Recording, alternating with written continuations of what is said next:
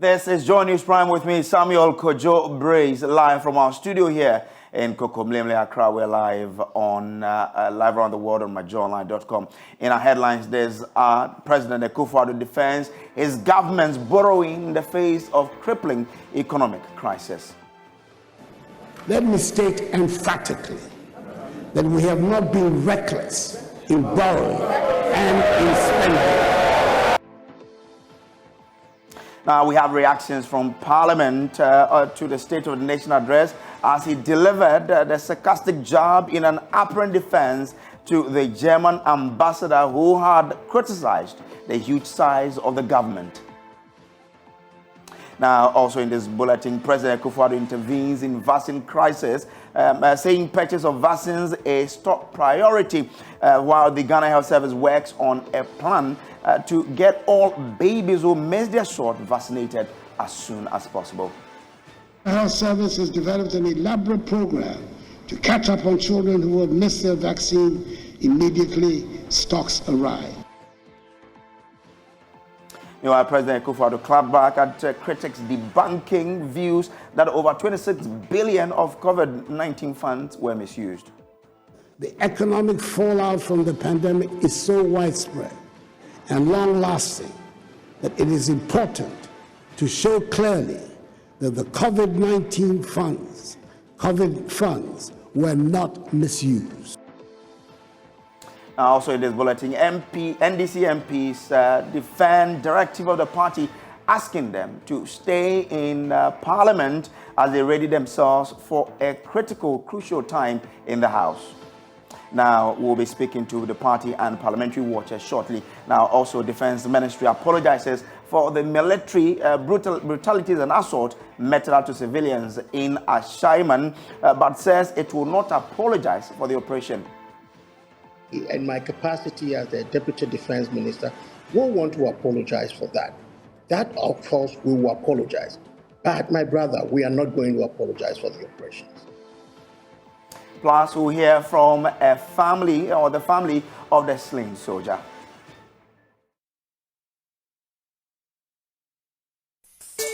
In States of the Nation address by President Akufo-Addo.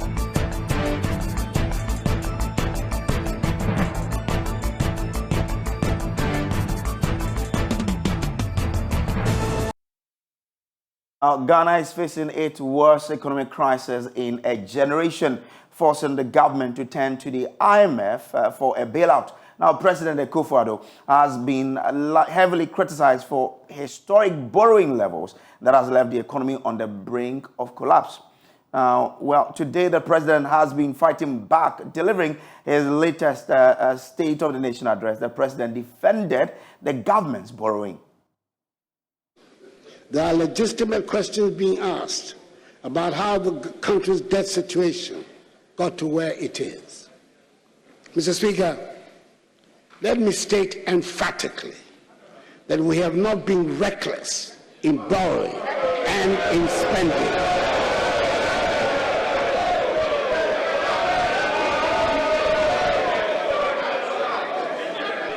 Honorable members, I will allow spontaneous reaction to statements, but I will not allow debate of the statement.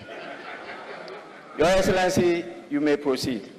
It is worth noting that the debts we're serving were not only contracted during the period of this administration. Mr. Speaker, we will spend money on things that are urgent, to build roads and bridges and schools, to train our young people and equip them to face a competitive world. Considering the amount of work that still needs to be done on the state of our roads, the bridges that have to be built, considering the number of classrooms that need to be built, the furniture and equipment needs at all stages of education, considering the number of children who should be in school and are not, considering the number of towns and villages that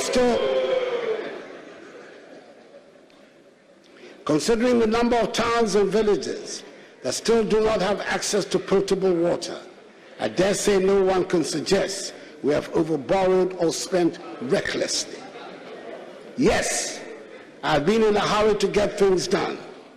And this includes massive developments in agriculture, education, health, irrigation, roads,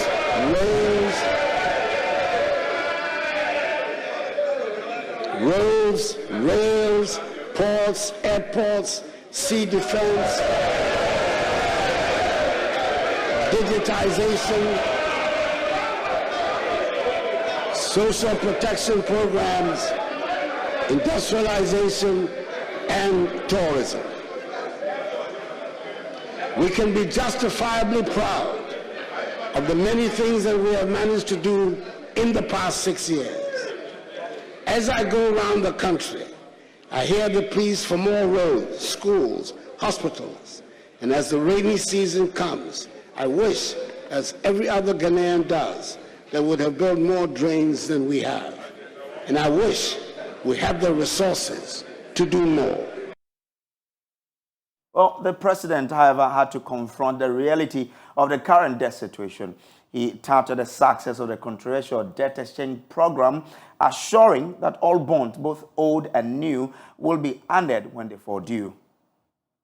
The participation rate of 85%, representing tendered bonds of 83 billion cedis out of the total eligible bonds of 97.7 billion cedis, constitutes significant success for the DDE program. The 83 billion cedis bonds that were successfully tendered also represent 64% of the outstanding domestic debt of 130 billion cedis at the end of December 2022, as pension funds have been expressly exempted from the DDEP. I want to take this opportunity to thank organized labor, pensioners, pension fund managers, the Ghana Association of Banks, the Ghana Securities Industry Association, the Ghana Insurance Association, the Individual Bondholders and Retirees Forum, and all others who have contributed to make the domestic debt exchange program a success. Mr. Speaker, I know it has been said over and over again in the past weeks, but the voluntary nature of the DDE program bears repeating, as is the fact that the government is committed to honoring all coupon payments and maturities in respect of both old bonds and the new bonds, in line with government fiscal commitments.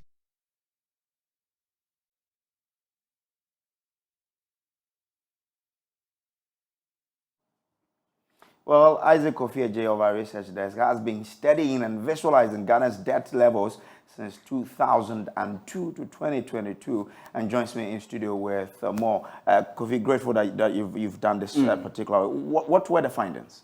Well, this is our current debt position. It's around 576 billion Ghana cedis. And if you want to put it in dollar terms, now it's hovering around $50 billion that we're talking about. But there have been debates as to who has added more to this debt and who has actually recklessly borrowed. They've all argued that they borrowed for essential purposes, but the current debt stock, as you see, is more than $500 billion Ghana cedis. So we've been checking the data. If you can have the next slide, we've been checking the data right from 2001 up to 2022.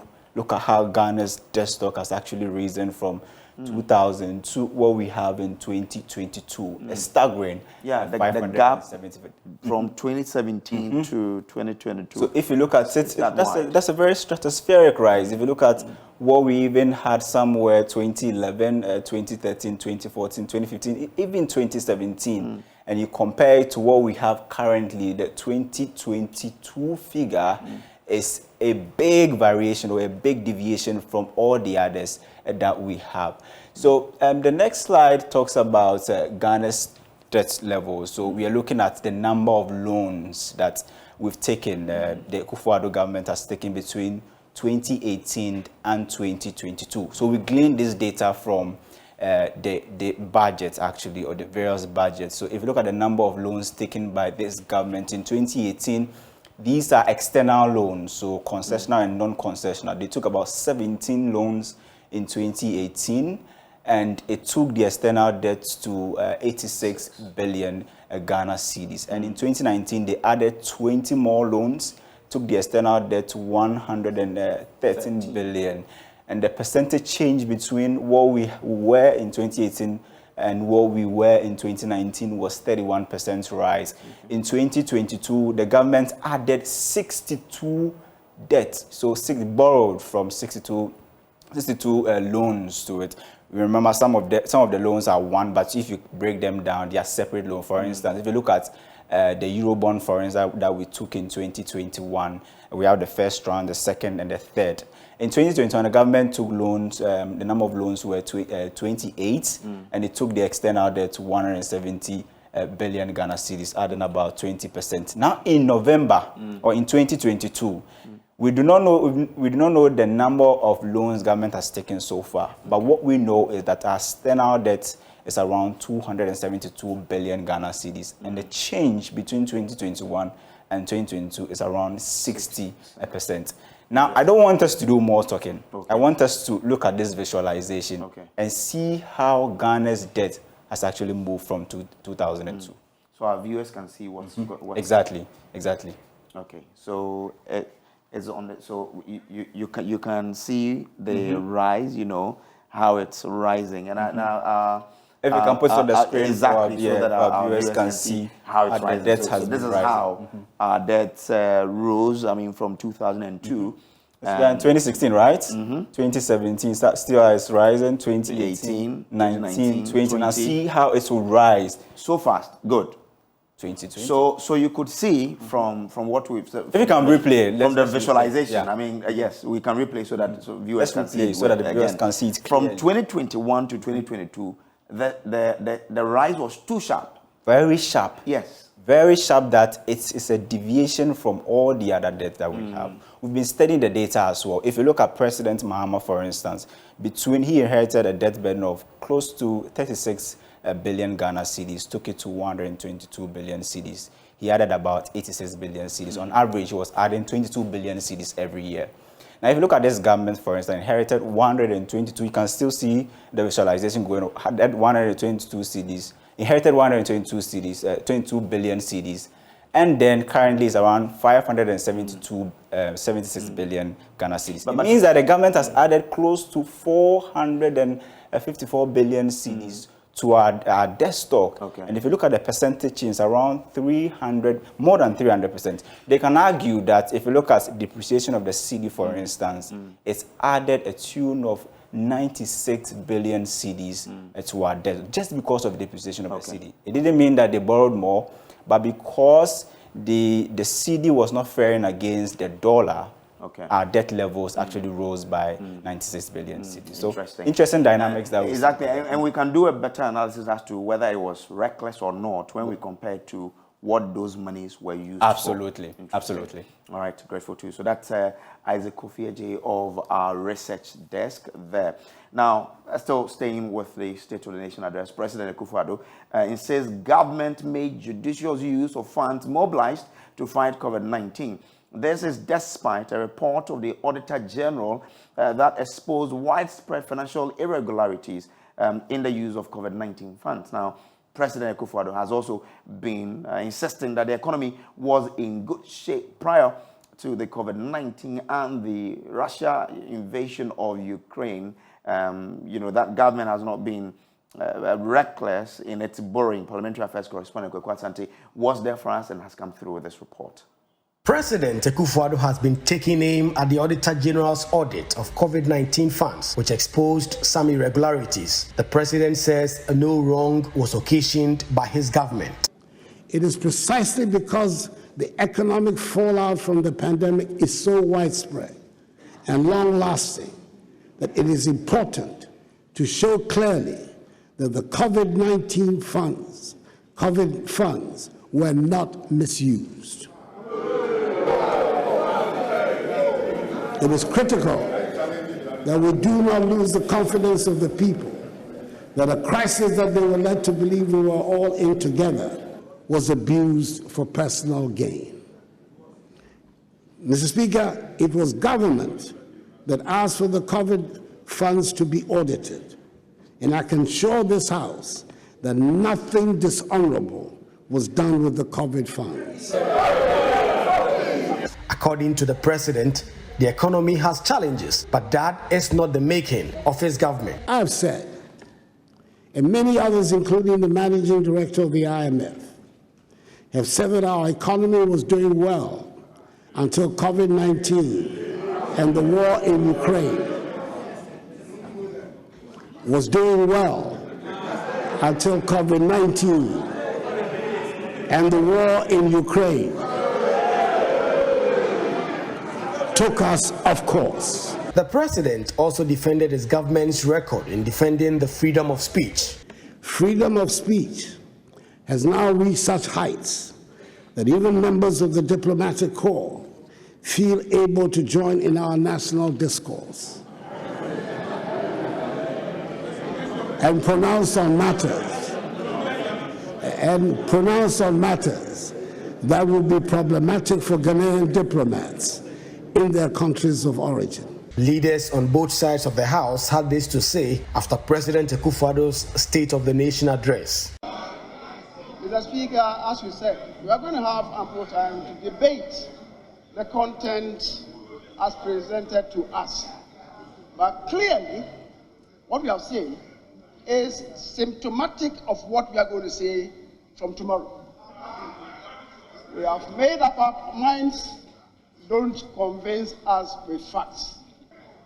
Millions of Ghanaians are going through unbearable hardships and excruciating pains. Our economy is in its worst shape in decades. In fact, Ghana's economy is bankrupt or insolvent. We are currently unable to repay our debt.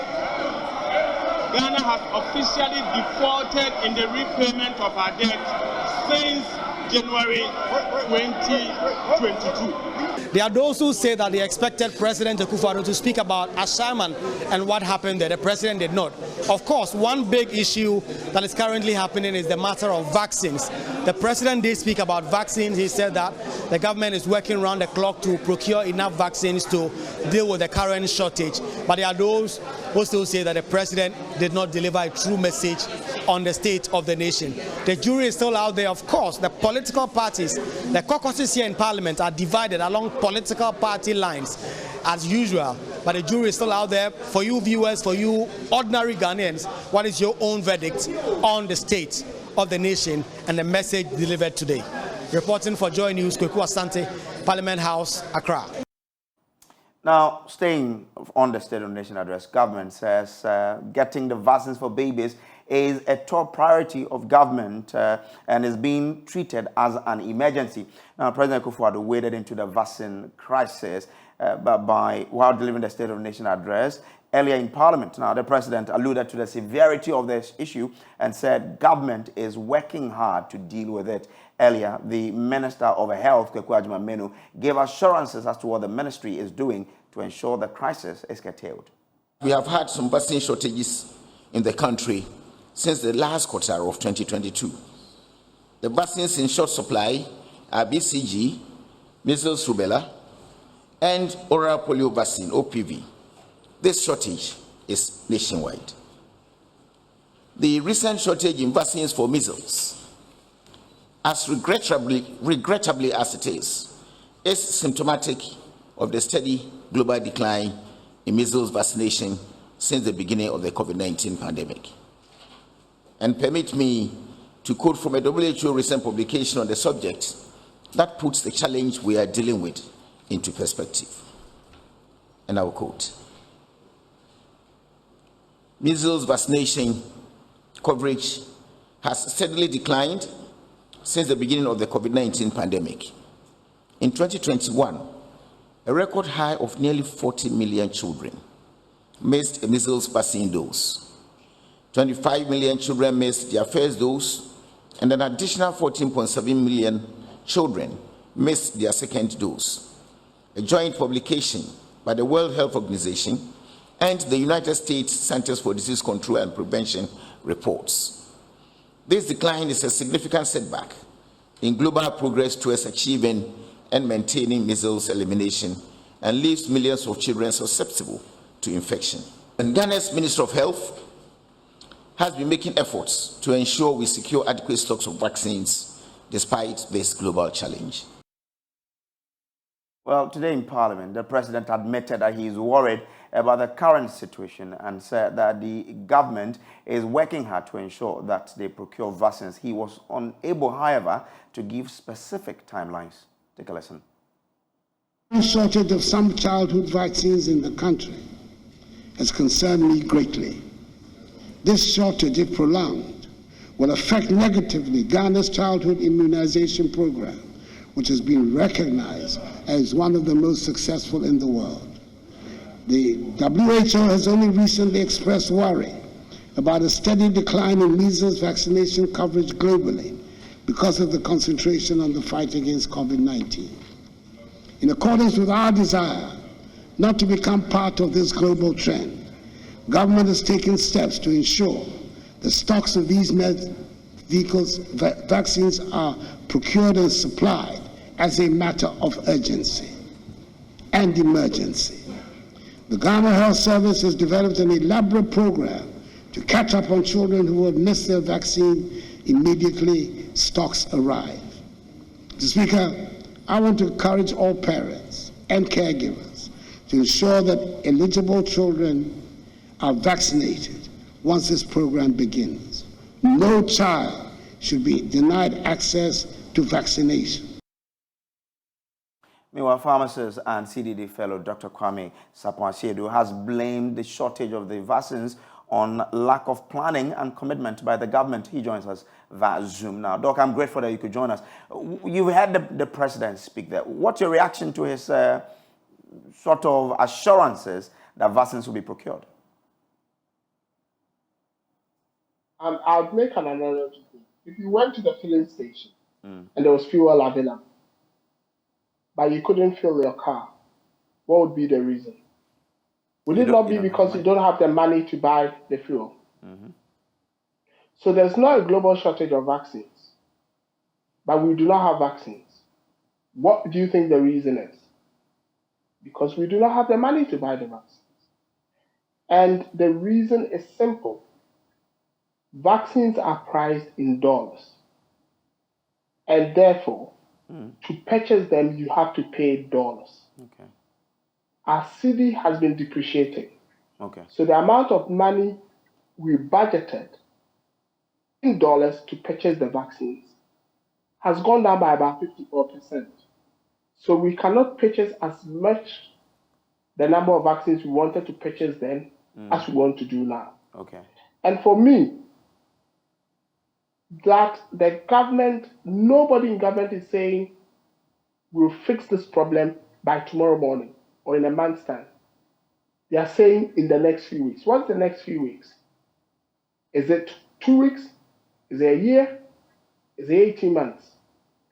They've created a problem where even you as a journalist cannot go and ask them, what's an update? Because they told you the next few weeks. So if you went to them after 2 weeks to say, is there any update? And they say, well, we said the next few weeks. You cannot do anything about it. And the president comes to speak in the House of Parliament and doesn't give any clarity and says he's concerned. That is what concerns me. He's concerned about something that he cannot give a timeline for. And that should concern every Ghanaian. So for you, government is not being factual when they say that this is a global crisis and not peculiar to the country? Well, you're a journalist. I entreat you to simply Google global childhood vaccine shortage and see if you would find out if there's any shortage of vaccines across the globe. There isn't. Interesting. The problem is we haven't planned properly because we didn't have the money. Okay. Kindly hold the line for me. Let me bring in the ranking member on Health Committee of Parliament, Kwabena Minta Kando, who's also been speaking about these vaccines. Honorable, let's start with your reaction to the president's assurances that I will or my government is trying to get in vaccines.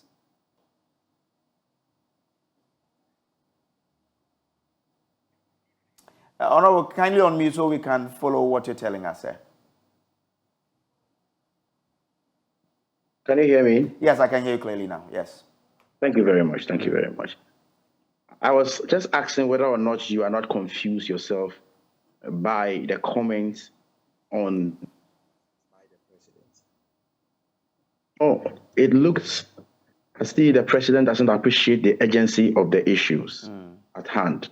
And the president said that should be denied of vaccine. That's exactly what is happening. For the past, how many, months?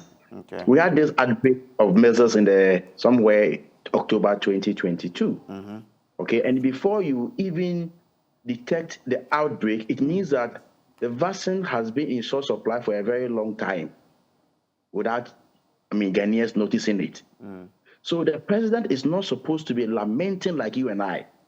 The president should be giving us solutions, just like my brother has stated.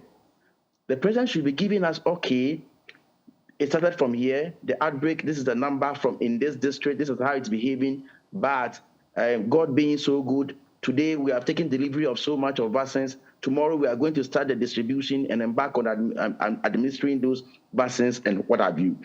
But if the president also keeps lamenting that he is concerned, that it is not about he being concerned that for us we are interested.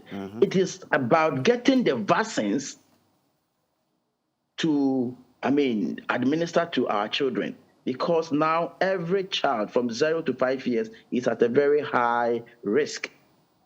And if you could recall, when we started this conversation on the shortage of vaccines, the Director General for Ghana Health Service said that we're going to take delivery of vaccines in 2 weeks. I don't know whether if you heard that. Yeah. In 2 weeks. So for you, what must happen? What must we do to ensure that we are able to get these very important vaccines in for our kids? As early as possible. Even 4 months ago, if we had done anything at all and the vaccines were supposed to be crawling to Ghana, they would have arrived. So it's an emergency situation. Wherever we can get the money to buy the vaccines, we should. We should get the money and buy the vaccines as early as yesterday. Okay. So that is what is important. No matter the big English and the big explanations, what we need are the vaccines. Okay. We need the vaccines to vaccinate our children in the country. So for me, whatever, and just like my brother Kwame said, we do not have, people keep misleading the president. Okay. And I feel so pity for him, those who write his speeches. Who tells him that there's shortage of vaccines? In fact, there were excess of vaccines for, those vaccines in the international market. There were excess. Okay, so you also then agree that it's because of money. We don't have the money, that's why we don't have it. It is the money issue. Because you see, now on COVID-19, today the president publicly defended the disbursement of COVID-19 funds, over 25 billion Ghana cedis acquired for the fight of the COVID-19 pandemic. He clearly debunked claims, especially led by you, that the monies were misused. What is your reaction to this? The president the president himself and his government, they were reckless. Simply reckless. Would the president justify that they should use the 2 million Ghana cedis for meetings in the less than one year?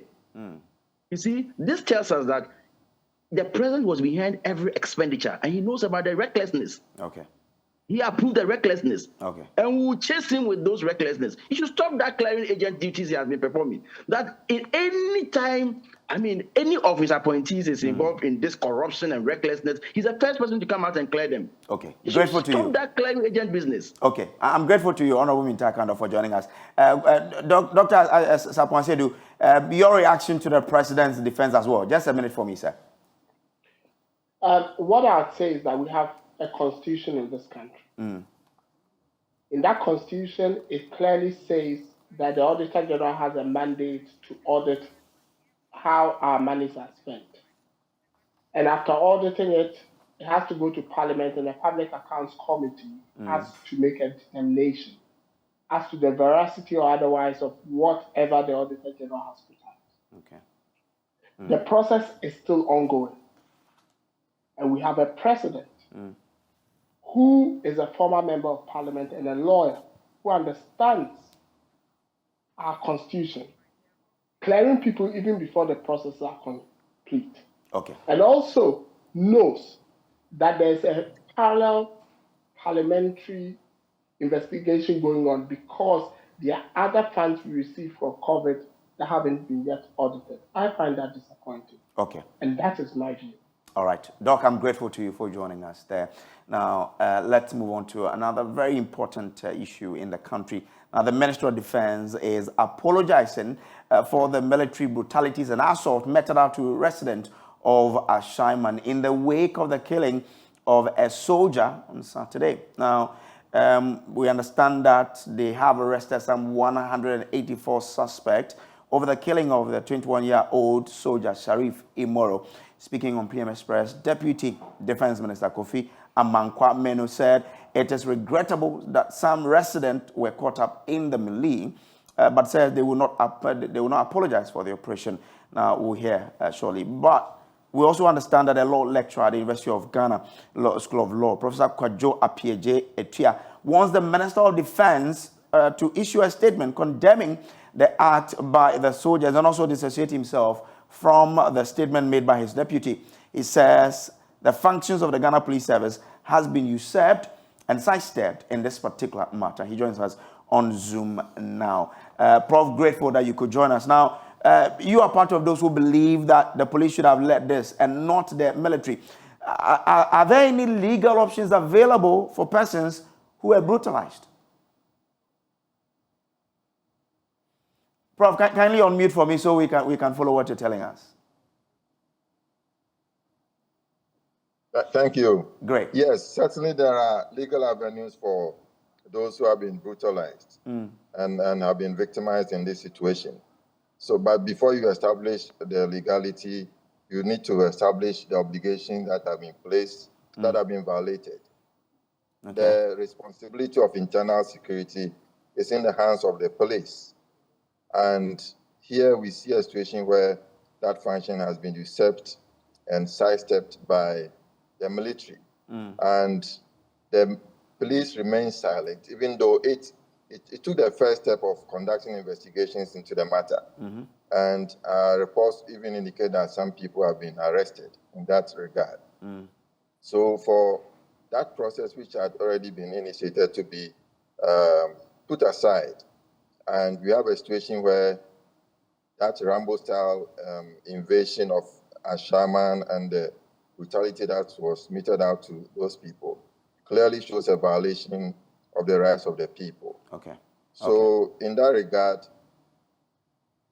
the people have the right to have their rights redressed. Okay. Issues about presumption of innocence has been violated. Their very human dignity has been violated by being allowed to roll in the mud and so on. Some people could not go to work that day. Their livelihoods have been affected.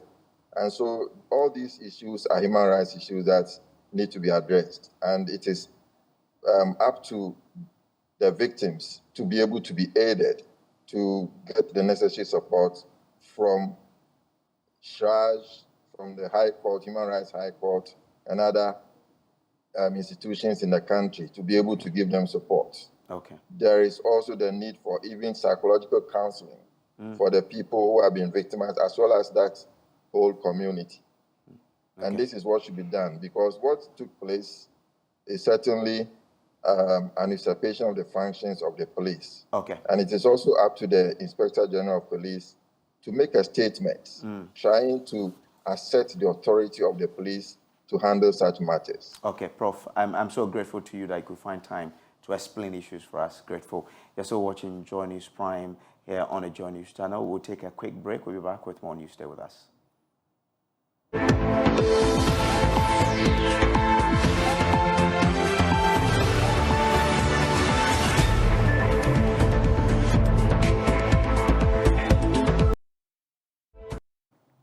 Welcome back from the break. Now, members of Parliament on the NDC minority side in Parliament say A directive from the party asking them to stay behind in Parliament until the end of March is in the right direction. Now, the NDC has directed the suspension of campaign in all constituencies where they have certain MPs so that the MPs can concentrate on the work in Parliament. With just 3 weeks for Parliament to go on Easter break, a number of crucial business, including the controversial ECCI and approval of ministerial nominees, are high on the agenda. The MPs say they will stay back and fight for Ghana's democracy. And work in our constituencies. Currently, we have serious businesses on the floor. As a whip, I'm struggling to whip my colleagues to be in the chamber and to prosecute government business. The way to do it is to make it easier for colleagues to stay in the chamber. The party feels the way to do it is to stop some of the disturbances in their backyard so that they can focus on the work here. And when we go on recess, then we can all go back and do whatever is required. Yeah, suspended campaigns. It appears there's something big that the party is expecting to happen on the floor. What big issues are coming up? Nothing big, just to make sure that members of parliament, as elected, remain on the floor and to do what is required of members of parliament. We call it what? Operation Save Democracy. So our democracy is under threat with an electoral commission that is rogue, that has gone rogue, and an electoral commissioner who has become a teen god and thinks that she's the best thing to happen to Ghanaians since Ben's bread, and who thinks that she can run riots in this country and do whatever she wants because she has the blessings of a president who is ruling like a despot. But Parliament remains the last bastion of democracy, and the minority in Parliament remains the last hope in that bastion of democracy. And so we are going to sacrifice our campaigns as members of Parliament for our re-election in our party to ensure that there is actually a democracy come 2024. I was out of the country. I was summoned back. I am back. I cut short my trip. I am back. And I'm coming to be in this chamber to ensure that whatever it takes, hell or high water, we will bring the Electoral Commission and the commissioners from their high horses and give them an education in the Chamber of Parliament. I believe strongly that it's because of the CI. Remember that we need the numbers. Remember also that the ministerial nominees, remember the Appointments Committee report is outstanding. We have to take a vote on them. We have taken a decision that the president must cut down, and that's one of the things that I'm disappointed I didn't hear him talk about, reducing the size of government. So those were some minority MPs expressing their thoughts. The now head of Ghana's economic management team says government's flagship program for food and jobs is receiving a significant boost. Now, although the COVID-19 pandemic and the Russian-Ukraine war caused major disruptions in food production and supply chains of African countries, the European Union says it is providing aid to the tune of 10 billion euros to some African countries to ensure food security in Ghana and other African countries. These and some more issues came to the fore at the Ghana-EU political dialogue. Now, there's more in this report. The European Union is one of Ghana's major international partners. However, recent international developments such as the COVID-19 pandemic and the Russian-Ukraine war have heightened geopolitical challenges. Ghana's Vice President, Dr. Mahmoud Bawumia, says the situation is increasing skepticism about multilateralism. The global economy has in recent times witnessed deepening polarization and increased skepticism about the benefits of multilateralism. At the same time, trade friction, economic slowdown, and constrained fiscal and financial spaces have heightened economic and geopolitical challenges. Excellencies, ladies and gentlemen, I would like to seize this opportunity to express my sincere appreciation and gratitude to the EU for allocating 10 million euro earmarked to support Ghana's food security, which will definitely augment government's agenda of planting for food and jobs. These points were underscored by the Deputy Minister for Foreign Affairs and Regional Integration, Thomas Mbomba, who joined the Vice President and other officials of the European Union for the Ghana-EU political dialogue. This year's Ghana-EU dialogue is being held within the framework of the cooperation between Ghana and the European Union that drive its impetus from the first Lomé Convention of 1975, signed between the then European Economic Community and the Africa, Caribbean, and Pacific group of states, must work together more strategically in order to achieve the desired objectives. The EU in recent times is facing criticism that it is looking away from its long-listed international partners such as Ghana, which are reeling under the effects of the Russian-Ukraine war, and is instead ramping up military aid for Ukraine. So if you were or you are a woman and you have to write a letter to your 25-year-old self, what would you say? Now, in a letter to their younger self to celebrate this year's International Women's Day, some women, including Ghana's Minister of Communication, Ursula Osu-Ekufo, shared insight into lessons they've learned in life's plan. Now, they have shared their experiences they've learned along life, and we've been capturing some of them for you. National Women's Day, marked annually on the 8th of March, is to celebrate and recognize the achievements of women and to raise awareness of women around the world. At an event organized by eTransact Ghana to commemorate this year's event, different women shared their experiences and lessons in a letter to their younger selves. Minister for Communication and Digitization, Ursula Osu-Ekufo, urged her younger self not to dwell on her regrets, but rather focus on seizing the possibilities that comes her way. She had the opportunity to go to Yale, and there was a young man who was wooing her at the time, and she decided that, okay, let me go and get married. But those are crossroads moments in our lives. Whatever decision you take in your life would influence your future. Painful thing you can do to yourself is to live a life of regrets. And you do nobody any favors if you do that. Pros and cons follow every decision that you take. But look on the bright side of things and always make the most of whatever opportunities that you have. Also present at the event was Member of Parliament for Korle-Klottey constituency, Dr. Zanetta Ojiman-Rawlings, who shared an advice to her younger self. You're going to have 2 more children, and they are going to change your perspective on what you thought you could and couldn't do. But it will give you a strength you didn't know you had, an endurance you didn't know was possible. But they will also make you think thoughts that you never thought possible when you used to judge those other mothers. Remember, it's okay not to be strong all this time. And it's all right to ask for help. You don't have to do it all on your own. And remember, you also have a lot of good friends who want to be there for you. Let them. Everything that you're learning is going to be useful someday. Trust the process, because it will make a difference to someone else someday. Sociologist, community activist, and advisor Dr. Omar Obama encouraged her younger self not to live a life of fear. The core message behind what I was telling the younger Auma was that I have to stop, or she has to stop, living her life governed by a fear that she will be let down, that people don't mean it when they say they care, out of the experience that she had. And I think even when I listened to my predecessors who spoke, everybody talked about an element of fear. And I found that very interesting because all of us, if we're really honest, we're so afraid.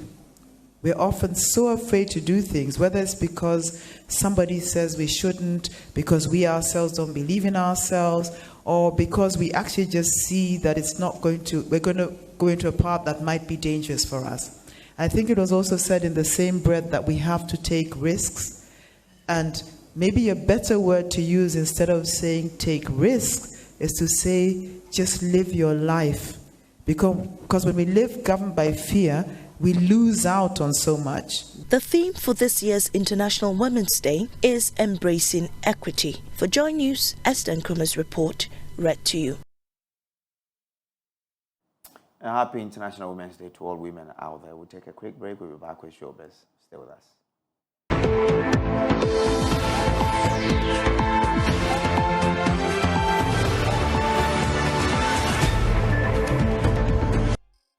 So on International Women's Day, what a way to celebrate a woman who's been all. She's been everything to us here at Joy News. Becky Becks, a solid lady. The celebration is making me blush. But we have more of the celebration here on Prime Showbiz. But let's talk about celestial praise.